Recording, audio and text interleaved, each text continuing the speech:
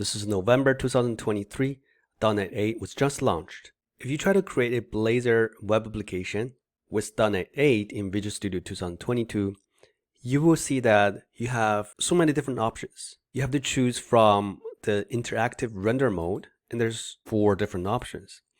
And then you have this interactivity location, and there are 2 options. Combining them together, you have so many options to choose, and it's very confusing. So in this video, I'm going to try my best to clear things up for you so that you can understand how Blazor works in .NET 8. By the way, this video is not for someone who's new to Blazor. This video is for someone who worked with Blazor before .NET 8 and you're having some difficulty understanding how Blazor works together in this particular Visual Studio template, right? In this Blazor web app template. If that's the case, then you have come to the right place. So in order to actually understand it better, let's look at the diagram first. The basic rendering mode for Blazor in .NET 8 is called the server-side rendering mode, and that is the base of everything else. That's the most important thing. Let's cover that. What is the server-side rendering mode in Blazor? That is very, very similar to your traditional web application like a MVC web application or a Razor page web application where you have browser over here. And when the user asks for a resource from the server, the browser sends a HTTP request to the server side. Now the server side, when it receives the HTTP request, it will look at the request and see what resources is being asked for, and then return that resource back to the browser to be rendered inside the browser. So every single request from the user will trigger a full page reload. The server-side rendering mode in Blazor is very, very similar to that, although there are some differences. But for now, you can sort of consider that the server-side rendering mode in Blazor in .NET 8 is similar to MVC or Razor page. So that's the base of everything else. With this server-side rendering mode, there's no interactivities. So if you have worked with MVC or Razor pages, you know that the page doesn't have any interactivity with the user unless you add JavaScript. For example, let's say that we have a component that has a button at the bottom. What the button does is it gets the time. So let's call it get time. And then the time is going to be displayed on the top. Let's say 1:34 p.m. right now. So the expected behavior is every time when the user clicks on the get time button, the time over here gets refreshed. So that's the interactivity. If we put this component inside this page, you will find that you will get this component back from the server. It will display a time as the initial time.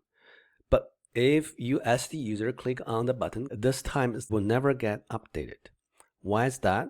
Because the main feature of server-side rendering is that there's no interactivity. And if you want to add interactivity, then there are 2 different options. The first one is called Blazor Server Interactivity. You can add the Blazor Server Interactivity into the server-side rendering mode. Let's copy this whole thing and paste it down here. Right? So imagine you create another application and you make it to use the basic server-side rendering, and you will find that this button doesn't work. And what you can do is you can add the Blazor Server Interactivity to this particular component. And in that case, the page itself, it's still using server-side rendering mode. But between this particular component and the server, there is a WebSocket channel, right? The SignalR channel. If you have worked with Blazor before, you know that there is a channel. So imagine I'm using this to represent the channel. Between this component and the server, there is a channel. And when the user clicks on the button, information is sent through the WebSocket channel, which is the SignalR channel, to the server. The server does its job, and then it renders the new time back to the browser. The browser receives the updated information, and then it updates the corresponding field that needs to be updated. So this is the same technology that is used in Blazor Server in .NET 7, .NET 6, .NET 5, and .NET 3.1. So in addition to Blazor Server Interactivity, you can also add Blazor WebAssembly Interactivity to the server-side rendering mode. Let me put this Blazor WebAssembly interactivity over here on the bottom. So again, imagine you create another web application with the basic server-side rendering mode. Like I said, this is the base of everything. You create a web application, by default, it's server-side rendering mode, meaning that everything is static. When the page is asked, it returns back from the server. The whole page returns back from the server. Now, when you click on the Get Time button, it's not going to work, but you can add the Blazor WebAssembly interactivity to it. And when you do that, the C# implementation of this component, along with .NET runtime, are all downloaded to the front end. Once it's downloaded, then when you click on the Get Time, you will see the time changes, right? So the interactivity is implemented by Blazor WebAssembly. So that's this theory, right? Just to sum up, Blazor in .NET 8 by default uses the server-side rendering mode, where there's no interactivity at all, but you can add interactivity on top of the basic server-side rendering mode. You can add server interactivity to it, which is this particular scenario where it uses the SignalR channel to implement the interactivity. Or you can add WebAssembly interactivity to it. Then it's this particular scenario where all of the C# code, including .NET runtime, are downloaded to the server-side browser. Then everything for this component runs as a WebAssembly inside the browser. Okay, now let's jump into Visual Studio and see how these things are implemented in .NET 8. We're looking at Visual Studio now, and the version of my Visual Studio is Visual Studio Community 2022. And my version is 17.8.1, and I have .NET 8 as well as .NET 6 installed. Let's try to create a Blazor project. So this Blazor web app Visual Studio template is the new Visual Studio template that comes with .NET 8. And this is the template that Microsoft recommends you to use. So let's choose this one and click on Next. And let's just call it Blazor web app and click on Next again. Now it comes to this confusing dialog. Of course, we're going to use .NET 8. And authentication type, we're going to keep it as none, just to simplify it. Now it comes to the confusing part, interactivity mode. If we choose none, this is the default server-side rendering mode. So let's start from here. Don't worry about anything else, just choose none, and then we're going to add interactivity to it. And by the end of this video, we're going to come back to this dialog again, and hopefully by then you will be able to know what this is all about. Right? So first, let's use none, which is the default server-side rendering. And because we don't have any interactivity here, so we don't need to worry about the interactivity location here, whether it's per page / component or global, it doesn't really matter. Let's just click on Create. Now we see our Blazor web application created right here. And if we go to our components folder, we can see our pages. We have home page and we have weather page.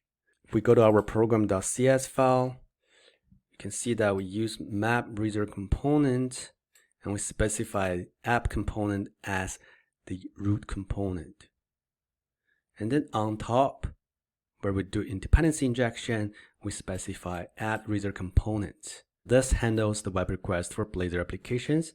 And on the top, we inject all the dependencies that running Blazor application needs, right? Because Blazor application depends on Blazor components, that's why you see Blazor components instead of the word Blazor. Now, when we run the application, let's just run it. We see our home page, we see our weather, and this is very much static, and I'll prove that to you. So over here, inside the components here, I'm going to create another folder and I'm going to call it controls. And inside controls, I'm going to create a Blazor component. And I'm going to call this display time component. Inside the display time component, I'm just going to use bootstrap cart. So we're going to have a div with the class cart. And then we're going to use cart body. I'm going to specify the title and the button in here. So first of all, we're going to have a button and we're going to call it display time. Inside here, we're going to use Bootstrap classes to make it look better. And the onClick event handler is called display time, or we can call it get time. And on the top, where we want to display the time, we're going to use a variable here. And we're going to define a variable right over here. It's going to be datetime. And it's called current time, right? So this one corresponds to the variable that uses in the markup section. I'm going to initialize with datetime.now. And then we're going to implement this display time click event. Inside here, all we want to do is we want to reset the current time to datetime.now. And now I can go to the home page and let's add a couple of line breaks here. And then we can use the display time component right here. So I'm going to say display time component. We have this namespace at the beginning. So let's remove it and move it to the top. So we're going to say using this namespace. Now we can use the display time component directly. Now let's run the application again. And let's go to the home page. Now we can see this beautiful display time component, and it has the initial time. Now, when I click on the display time button, see, it's not actually working. Although we have coded, each time when we click on the button, we assign the new time to the current time variable, but that current time variable is not actually being reflected here. Right? In fact, this button handler is not actually working. Why is that? That's because we're using the server-side rendering mode, and we're having this component directly displayed inside a static page. Okay? The reason why you see this time is just because the first request comes to the server knows the time, hence it renders the time back in the component. That's it. There's no interactivity whatsoever. So like I said, we can add interactivities. We can add either the server interactivity or WebAssembly based interactivity. Let's try to add server interactivity first. So in order to do that, we need to do it in two different places. First of all, we need to go to program.cs, and under here, we need to say that we want to add interactive server render mode. And then on the top, where we add services to the container, we configure how we want to use the Blazor components by adding interactive server components. So this add the server render mode. And then let's go to the home page where we actually use the component. Actually, let's go to the component first. You can see that in the component definition here, nowhere did we specify whether we want to render this component as Blazor server component or we want to render this component as a Blazor WebAssembly component. Right? We didn't specify the render mode. Therefore, we have flexibility. Let's go to the place where we use the component. Here, we can specify the render mode. So we're going to say @render mode. This is the place that is recommended by Microsoft.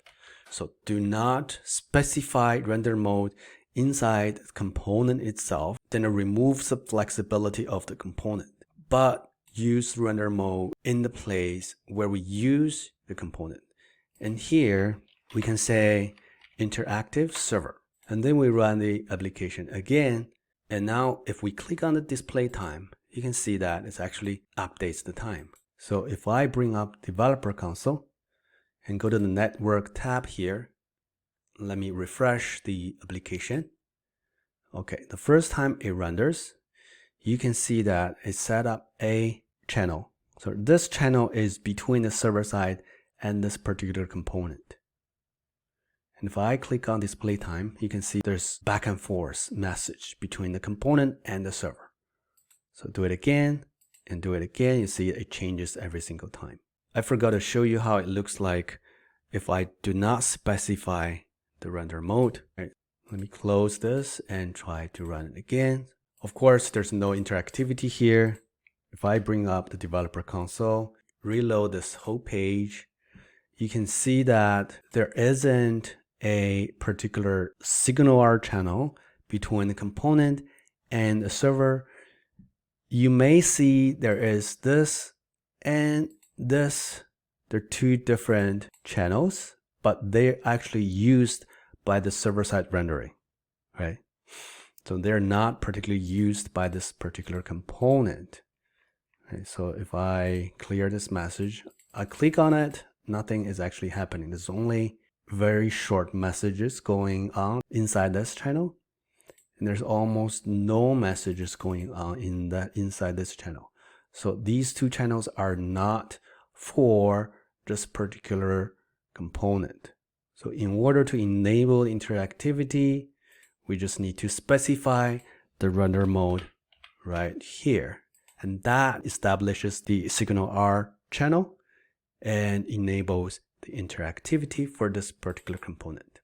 Now we come to the second interactivity option, which is WebAssembly interactivity, which is displayed right here.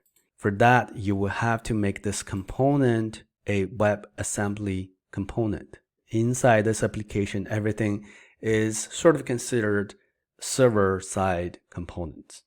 So in order to actually make this component render as WebAssembly component, you will have to create another application. This is another confusing part of Blazor in .NET 8, but just bear with me, right? And listen carefully here. In order to make a component actually render as a WebAssembly component, you will have to create this component in a Blazor WebAssembly project. Okay, so let's add a Blazor WebAssembly project. So click on New Project, and then let's search for Blazor WebAssembly. And you can see this Blazor WebAssembly standalone app, and let's click on Next. So here, we're going to call this Blazor Web App.Client.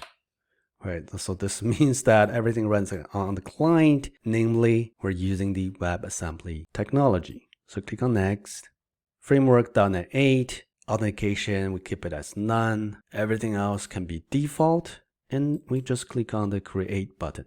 This particular project, by default, it has its own launch settings, so it's a standalone application. It's going to run. So in order to make this project run under this Blazor web application, I will have to make a few changes. And those changes are not actually very important to you. I'm just going to make all of the changes offline, and then after I make the changes, I'll show you what the project looks like.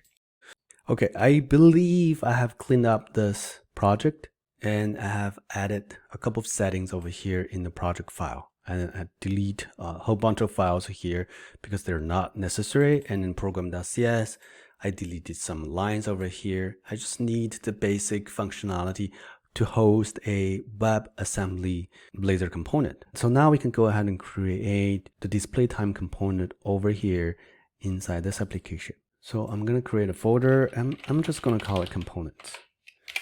And you know what I'm going to do? I'm just going to cut this and paste this one over here. So now this display time component moves from the Blazor web application and to the client application over here. Now I can reference this client application from the Blazor web application. And to do that, I'm just going to dependencies and right click on it, add project reference. I'm going to choose this client project and click on OK. Now, another thing, in order to use the component inside here from the web application over here, is to go to the program.cs file, and at the bottom, I'm going to add a assembly reference here. So I'm going to say add additional assemblies, and I'm just going to reference one of the components. Now, of course, the only component we have is the display time component. And I'm going to say dot assembly, semicolon to finish this. So with this change, this main project will be able to discover any components defined inside this client application. So before we can actually use the display time component as a WebAssembly component, we also need to add a NuGet package. So let's go to the Blazor web app here, and we can add another item group just for referencing NuGet packages. And the package that we are using is Microsoft.ASP.NET Core Components.WebAssembly.Server. I think I added everything. Now let's go to the home page again. And you can see that it has some errors here because we have removed the display time component from the controls folder. So we no longer can do that. So let's delete this and let's delete this again. And let's try to add it back. So display time component. And now this comes from the client application. You can see that the namespace changed. So go to the top, I'm gonna say using and then paste this over here. So now we have this display time component defined from the WebAssembly project. I still need to remind you that although we put this display time component inside the client application, we still did not specify how we want to render this component. Therefore, we can still go over here and we can say render mode equals interactive server. And this will still work. So let's run the application. It has some errors. Obviously, we removed the layout folder, but we forgot to remove the namespace from the imports.eraser. So let's try to fix that and try to run the application again. Now it's actually running. And then if I bring up our developer tool and try to reload the page, and we can see that the signal channel is set up, and this is between the component and the server. If I click on display time, you can see that it still uses the signal channel. So this is the Blazor server interactivity. Close this application and let's go over here. Because the fact that we define this component inside the WebAssembly application, we can use interactive WebAssembly over here. But before we can do that, we still need to go to program.cs. Instead of using the interactive server render mode, we need to add interactive WebAssembly render mode. So this won't be available before you add the NuGet package that we did. And of course, over here, we also need to do the dependency injection here. So add interactive WebAssembly components. Okay, so these change. This line, as well as the place where we use component, we specify WebAssembly.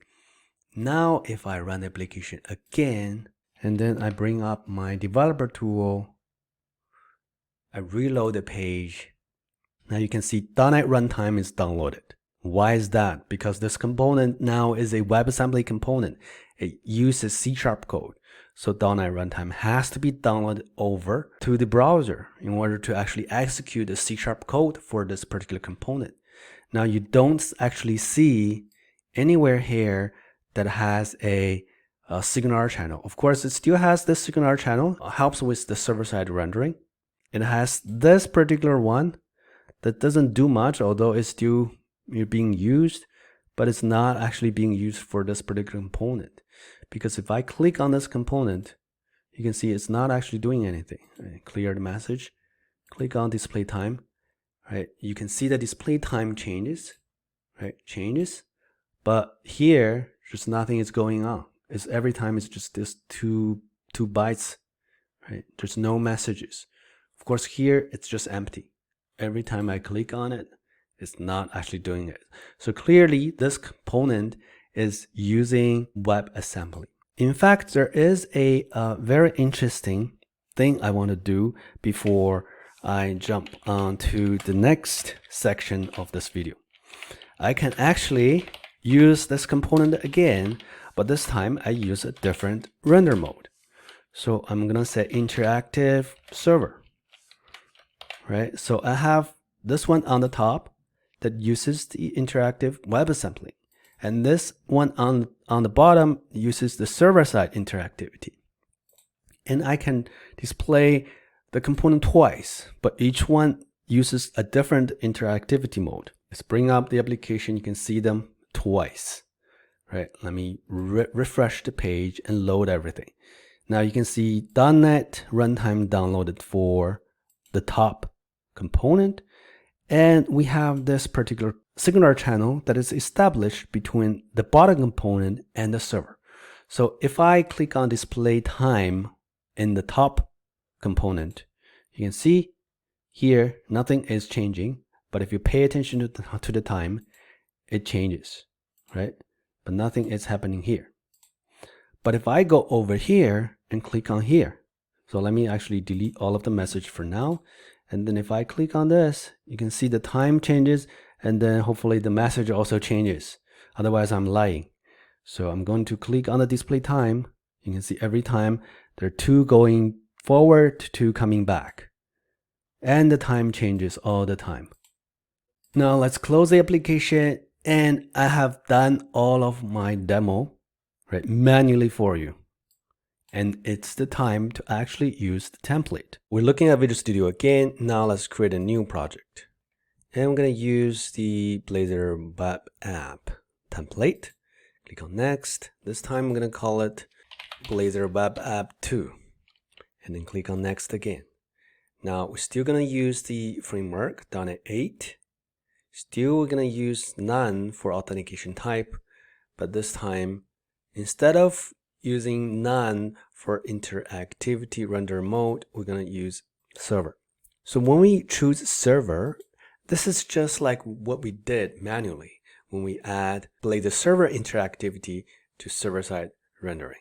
And here in the interactivity location, we're using per page, per component. This is the same as what we did manually. So let's click on create. Now if we look at the program, you can see that in addition to map Blazor components, it added this. So this is exactly the same as what I did manually when I was trying to add support to Blazor server interactivity. On the top, it added this line, also exactly the same as what I did. And then inside the page, it has a counter page. Now inside the counter page, because it's an interactive page component instead of an interactive reusable component, it specifies the render mode inside the definition of the page component, right?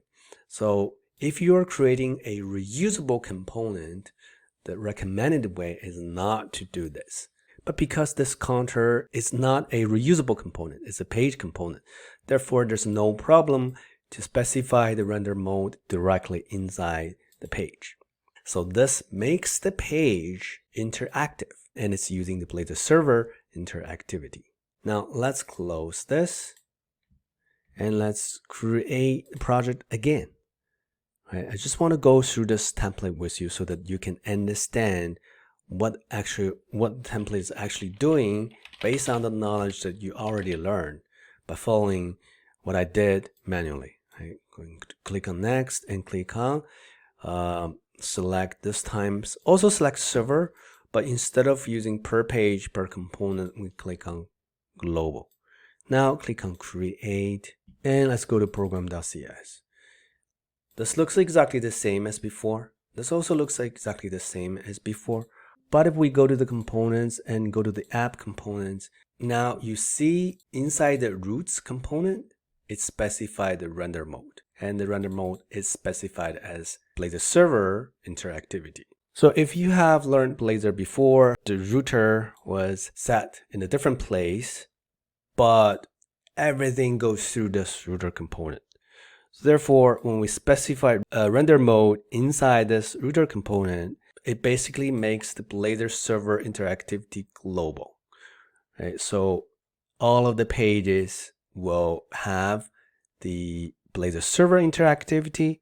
All of the reusable components that are used within the pages over here will be also using Blazor server interactivity. So if we close the solution, I apologize, I forgot to show you this. It's coming back to Blazor. Let's come back to Blazor Web App number 2, where we use the Blazor server interactivity. We did not specify global, we specify per page / component.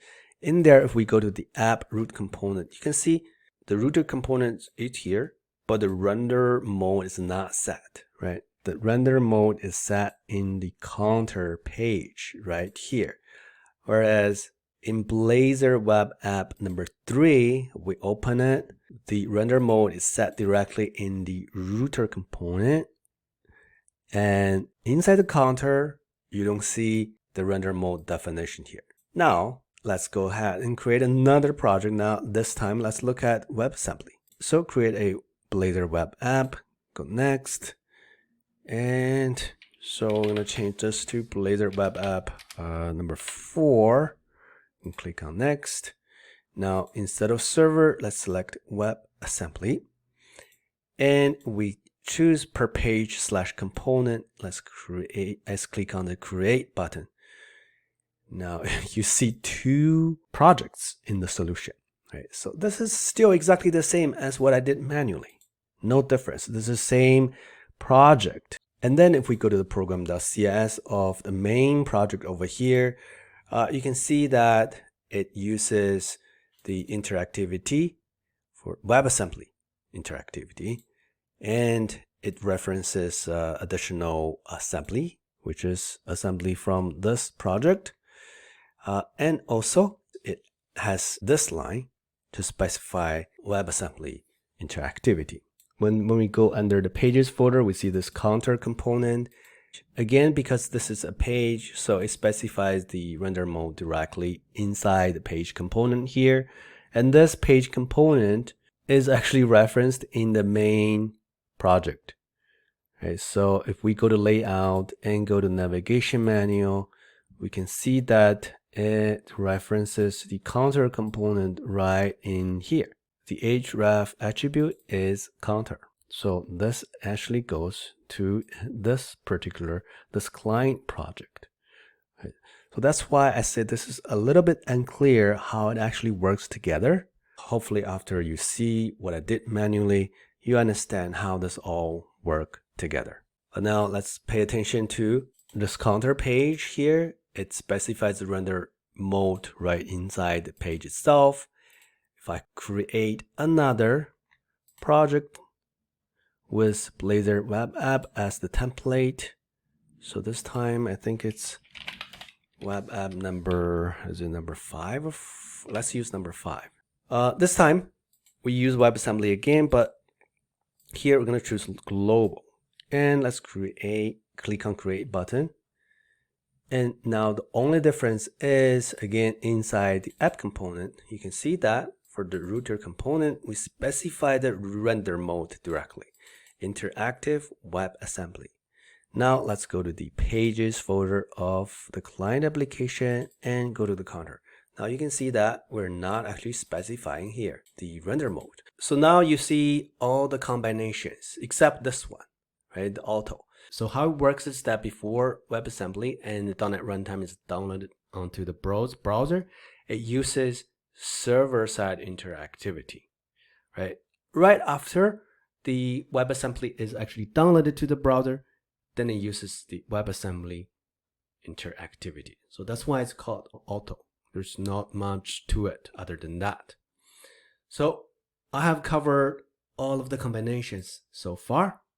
And hopefully by seeing the correlation between what I did manually and the combination options over here, you finally can understand what each options do and how each combinations between these 2 options affect the project. Let me know whether this is clear or not. Like I said at the beginning of this video, I make this video because I know this is confusing to me when I saw it the first time. And hopefully after watching this video, everything becomes clear to you, at least clearer. Let me know in the comments below whether this video has helped you to understand Blazor in .NET 8. Thank you for watching.